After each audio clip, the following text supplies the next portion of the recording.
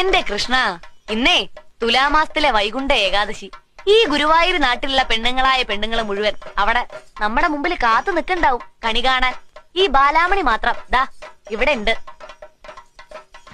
കാട്ടുകോഴിക്കെന്ത് സംക്രാന്തി എന്നൊരു പറച്ചില് പോലെ ബാലാമണിക്കെന്ത് ഏകാദശി എന്നാ ഇപ്പൊ പുറപ്പെട്ടിറങ്ങിയ തള്ളമാരിസെറ്റിന്റെ ഭാവം. മായന്നൂരിൽ തന്നെ കൂട്ടിക്കൊണ്ടു വരുമ്പോ എന്തൊക്കെ വിടലാ കേശവനാരെന്ന് പറഞ്ഞ കൊശവനാര് വിട്ടത്. എന്റെ ബാലാമണിയെ സുഹൃതന്നല്ലാണ്ട് എന്താ പറയാ. രാവിലെ നിർമാല്യം തൊട്ട് വൈകുന്നേരം ദീപാരാധന വരെ പൂജകൾ ഓരോന്നും മുടങ്ങാണ്ട് ഗുരുവായൂരപ്പൻ അങ്ങടെ തൊഴാന്ന് വെച്ചാ അത് പൂർവജന്മ സുഹൃതാ. ഇതിപ്പോടെ വന്നിട്ട് ദിവസം 10 കഴിഞ്ഞു. ഇന്നേ വരെ ബാലാമണി അമ്പലട കണ്ടിട്ടില്ല. അതെങ്ങനെയാ? നേരം വെളുത്ത അന്ത്യ അവളൊരു വിളിയല്ലേ, ബാലാമണിയെ ബാലാമണിയെ ബാലാമണിയെന്ന്. എന്റെ കയ്യില് കിട്ടട്ടാ തന്തേനെ, ഒരു സുഹൃതക്കാരൻ.